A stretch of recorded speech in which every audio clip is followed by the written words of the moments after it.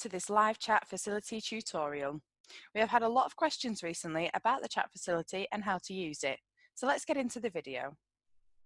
The chat facility is built with students in mind, with a tool that doesn't need to be parent or teacher led.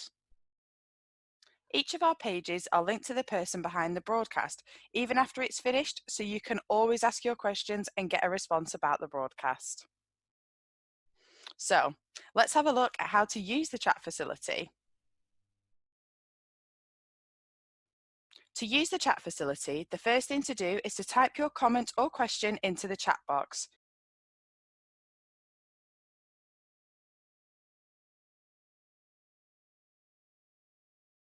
You can now enter your screen name. Your screen name will show when you type your question or comment. Now you will see the chat facility ask for your email address. As I mentioned before, each of our pages are linked to people from the organisation who can reply to your questions. You can enter your email address, which will not be shared with anyone, to get a direct response from the people behind the broadcast. If you do not want a direct response, then click the button at the bottom. People behind the broadcast can still respond to you if you don't provide your email address. This just means you may have to come back to the page to check the response. To type your question, simply click on the chat box. You will then see two symbols appear. The @ symbol will mean your comment or question will be posted publicly for others to see. The email symbol means your comment or question can be sent directly to the person of your choice from the list that will appear. You can now speak to the people behind the broadcast and ask any questions you may have, or check out our partner pages to see the companies we work with who you can speak to right now about their current vacancies. You can also check out our careers page, which connects you to employers. Our live chat service is linked 24/7 to employers from a wide range of sectors, all waiting to hear from you. You can leave a question about how to produce a professional CV or how to prepare for interviews, anything work related, and one of our businesses will respond to you directly. You can also access a wide variety of live interactive broadcasts and video on demand with the live chat support on all pages. Now, this bit is for the parents, guardians, and teachers. The best bit about the live chat facility is that it is completely moderated, so you don't need to worry if your young person leaves a silly comment, as it will only show on their screen and no one else's. Another great thing about the chat facility is that it is GDPR protected, so no information is shared with anyone else. We will protect all email addresses and will never share personal information of the young people. If you have any questions about the chat facility or the Learn Live channel, please use the email us icon at the top of the page. Thank you, stay safe and stay tuned.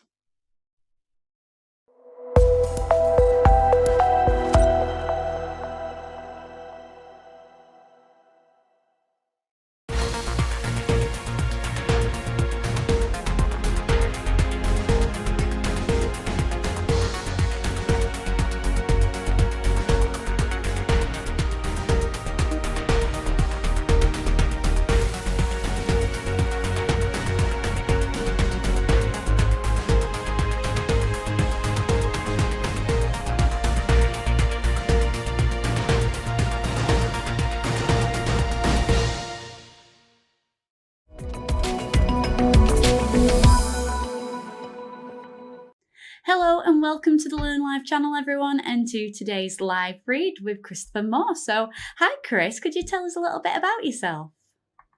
Yeah, I am obviously Irish by the accent. I am from North Dublin. I currently live in Manchester. I've written two books, Fallout and Gut Feelings, and I'm here today to tell you a little bit more about gut feelings. Brilliant, that's great. Thanks for that, Chris. Now, before we jump into it, guys, I just want to remind you, if you have any questions for Chris, please leave them in the live chat, which is next to the video player. Once you leave your questions there, Chris will get back to you as soon as this broadcast is finished. And if you want to find out more about events such as this, please click on the subscribe button above and you can get the up-to-date information that you need. So, Chris, before we invite you to begin reading your book, can I please ask what inspired you to write it in the first place? Yeah, so this is based on my own story. When I was 11 years old, I was diagnosed with this illness. And hold on, guys, really long name, familial adenomatous polyposis. It's a killer to spell. But I had this illness and I didn't really know what it was. I think a lot of people that are in hospital as kids and young people don't really know all the medical jargon that's been going on. The best way to describe it is if you think of your large intestine, these small little lumps like warts grow in there. And you expect maybe if you've got polyposis to see maybe 50, 60. I had thousands when they did that. I got tested for it. I had the blood test. It was confirmed. And as a result, I had my large intestine completely removed when I was 13, and I had multiple surgeries. So it was very, very difficult for me. And I didn't ever really see my story in writing. I didn't see it on the bookshelves. I didn't see it on TV or films. And that's really why I wanted to write this book. And I wanted it to be something where people could kind of learn and engage and also see themselves represented in the books that they read. Absolutely. And that's the main thing, isn't it, really? Just that representation. It really helps make you feel like you're not on your own and there's other people that's gone through the journey if you are as well, which is Definitely. lovely. Perfect. So obviously we know, or I know, that it is a book full of amazing poems, as you said, that's surrounding your experiences. So how long did it take to put all of that all together? So yeah, it's like quite a big book, but there's a lot of poems in there and lots of color, black and white color. Um, so it took about, I would say, maybe to write about 200 pages. It took me about a month, and then I went through a period where, because it's something that happened to me, and I wanted to capture all of that, I needed to sit down and really think about it. So I got quite emotional. I got quite anxious, quite sad. I smiled, I laughed, I literally relived everything. And I had to put myself back into those moments that were some of the most embarrassing, some of the scariest, some of the happiest around the illness, I suppose, and some of the moments where I was most grateful. So, all in all, I say I wrote it over 2 years, but realistically, it took about 6 months to actually write the book. Wow, that is quite a lot of time, but it's incredible to get all of that down. So that's amazing. Obviously, you mentioned just there as well that you have illustrations in the book, which are absolutely incredible. So did you have a hand in doing any of those, or was that you went when you were getting it published and someone took your words and kind of tried to make it into something visual? So it was a bit of a collaboration. I'll just show some of the illustrations because they are quite striking, like the rib cage when I'm talking about sort of like the idea of flesh and bone and scars and things like that. There's a lot of that kind of thing in there and a lot of different typography where you kind of see different effects that really enhance the poem. And for me, I had an idea. I was working with my editor and the designer of the book cover, which is they did the design of this and did the lovely kind of scar there image. They worked together. They didn't really tell me what was going on. They showed me a few pages in the beginning, and they kind of went back and forward. But the level of detail that was in there was never intended to be there. Like that wasn't my expectation because it was a lot of work. It took a good few months to do that. But that was all down to Becky Shilcott, who is the designer and who's designed both of my books, and she's absolutely incredible. Brilliant. Well, that's amazing. We look forward to having a look at the pages as you read through. But now it is time, if I can, please ask you to read some sections of your book. The book is divided into 3 different sections, so they kind of look like they've been stitched together, if you can see that. So it's almost like it's being stitched like surgery. So there is 3 different sections. The first is diagnosis, and it looks at when I was diagnosed when I was 11, 12, 13, early years, what it was like to be told, oh, basically you could get cancer. That was the first section. So I'll read a poem from that section just to give you an idea. So I'm going to read this one here called Fear, but there's a lovely kind of graphic on the other side. Tut, tut, tut. So, fear. Fear paralyzes me, straitjackets my feelings, heightens my panic as I struggle to breathe, always there at the back of my mind, a sleeping beast ready to stir. Fear lives in the shadow of hope, slicing my insides, severing emotion, stifling thought. So I wanted to bring a lot of the medical terminology in there and really talk about like fear, like what fear is and what we're afraid of. And for me, fear was one of those emotions that was it cuts so deep. And this one here is called, so there's no illustration on this. Some of them don't have illustration, just this phone here. This is called Final Right. So when I was in hospital, my mum, so my mum is Catholic, and she said, do you want the do you want the priest to come up and give you the blessing of the sick? And I was like, yeah, of course. So I was on morphine. Now, morphine is an incredibly potent sort of drug, and it kind of makes you sometimes hallucinate. I had a really bad effect. So when the priest came up, I hid under the covers, and I was like this under the covers, peeping out, because all I could see was a Grim Reaper. I remember the shadowy figure, and he had the sickle. I was terrified, so scared, because I thought someone was coming to tell me, here, like you see in the cartoons and the movies, like the Grim Reaper. So I got really scared, and basically I called my mum, and my mum came up and panicked because she thought I was dying, and she only saw me an hour ago, and she was really worried. So this is the poem, Final Right. A spectre hovers beside my bed, dressed in brown robes, bearing rosary beads. He touches my forehead. I recoil. I close my eyes, opening them a crack. From time to time, Shecky is gone. When I see him leave, I open my bedside drawer, feeling for my phone. I dial Mam's number, counting down the seconds until she answers. My cheeks are wet, my vision blurry. Hello? I'm dying. What? I'm dying, Ma'am. The priest came to give me my final rites. I cannot hear her comforting words under the weight of tears that burst from my eyes. So that's from the second part of the book, which is around the treatment, all around the different treatments of the surgeries I had. And then the last one is aftermath. So, you had your surgeries, there's obviously long-term consequences, and I definitely wanted to kind of talk about that a little bit. So this poem is around the idea of like asking for help. It's okay to be vulnerable. It's okay to ask for help. So it's called I'm Not Okay. It's the feeling inside that I'm not me anymore, that my body, not mine, that my thoughts, not mine, that my feelings, not mine. If that's the case, who am I? What is this empty shell that's lost everything it loves? Watch dreams burn to ashes, stare through a telescope at a love it will never have. If I cannot exorcise these demons from my mind, how can I find the energy to live? To own this pain, to wake in the morning, act like I'm fine as everyone expects.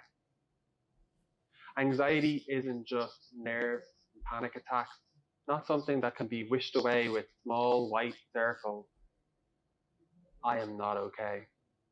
And sometimes it's okay to say, look, I'm not okay. I need help. Boys and girls and men and women, everybody. We go through times when it is very difficult. We go through times when we're really happy, but we have to accept sometimes that, if you say you're not okay, then that's okay too. And then the last poem I want to talk about is Mad. So when you get really mad, and for me, I got really mad when I wanted to use the toilet because I have a disability. I was missing my large intestine and part of the rectum. So I needed to go to the toilet a lot, and people were kind of judging me for that because I wasn't in a wheelchair, for example. So some disabilities, some conditions are invisible, and we need to have empathy. And I love the way that this poem is done. It's so beautiful. So I'm going to read this, and this is the last poem. I'm mad, really mad. The woman on the train glares at me for not giving up my seat. She doesn't know that folded arms across my tummy are the only thing keeping the cramps at bay. I close my eyes, breathing deep, cocooning myself from piercing glares.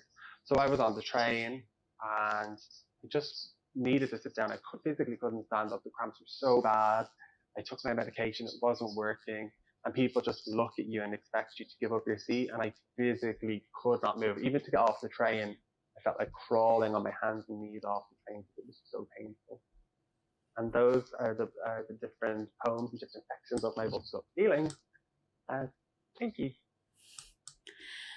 That's amazing. Thank you so much for that read there, Chris. That was brilliant, especially those last two poems as well in that final section. Just coming to terms with it and actually thinking, this is what it is for now, but it will get better later on. You might not have thought about it in the mad one, but it definitely came up better. And I think I am not okay. It doesn't matter. You don't have to have an illness to not be okay and to have that conversation.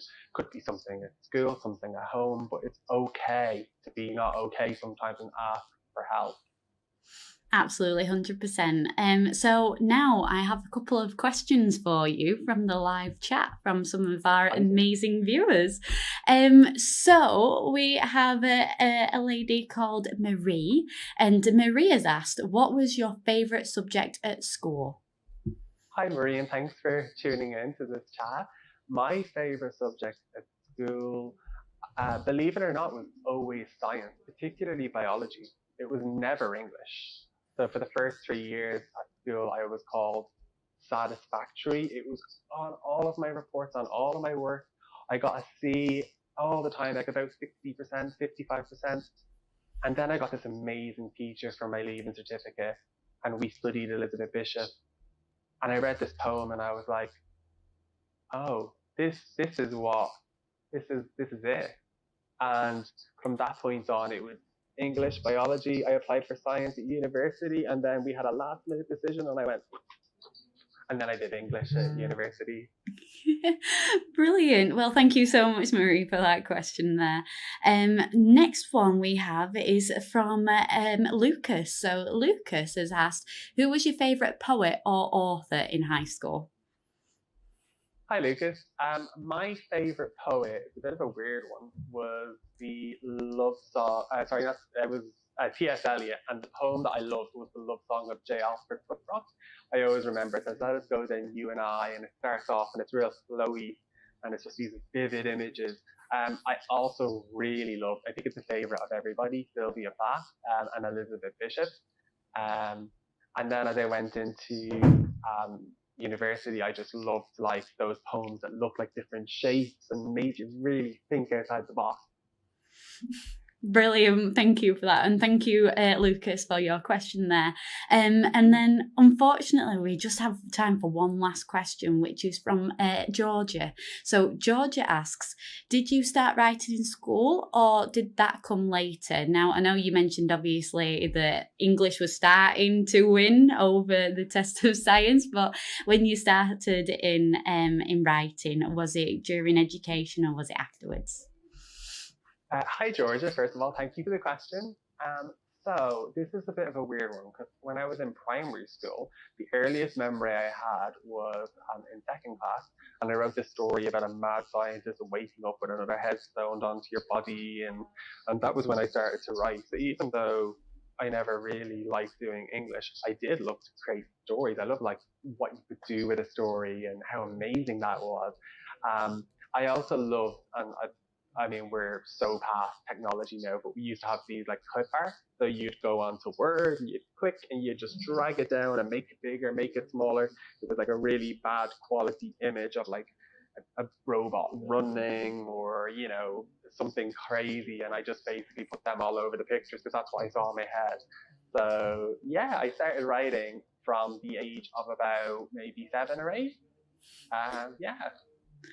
Brilliant, that's perfect. So thank you so much, Georgia, for that question, and also to Marie and Lucas as well for submitting theirs. But guys, it's not too late. If you have any more questions for Chris after we come off of here, Chris will be answering all of your questions. So please feel free to drop some more in for us. But Chris, thank you so much for that incredible read, like I said before, and also for answering the questions. It's so nice to actually, as you said, have that representation of what happened to you, and if anyone else has had that happen to them, then they have something or somewhere to go to read and understand what it's like. Thank you so much. And I just want to say, if anybody wants to get a signed copy of Gut Feelings, I'll put details in the chat after this. But you can order from Book, Bean and Ice Cream. I will be out there eating all of the ice cream, drinking all of the coffee as I do signed copies.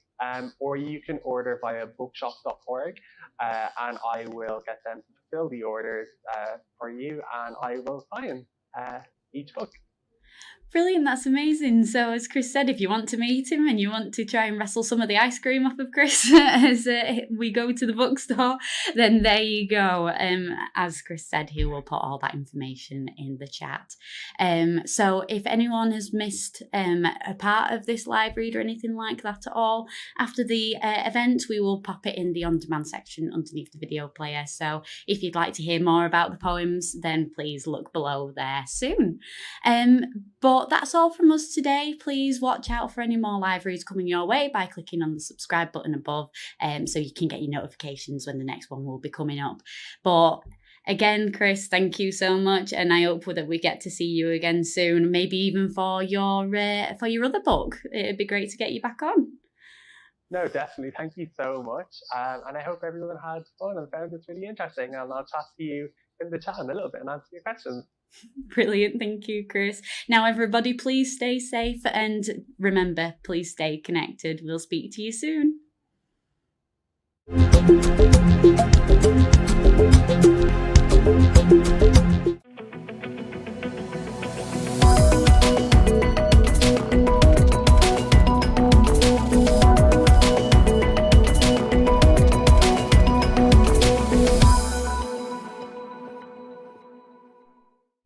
Welcome to this live chat facility tutorial. We have had a lot of questions recently about the chat facility and how to use it, so let's get into the video. The chat facility is built with students in mind, with a tool that doesn't need to be parent or teacher led. Each of our pages are linked to the person behind the broadcast, even after it's finished, so you can always ask your questions and get a response about the broadcast. So, let's have a look at how to use the chat facility. To use the chat facility, the first thing to do is to type your comment or question into the chat box.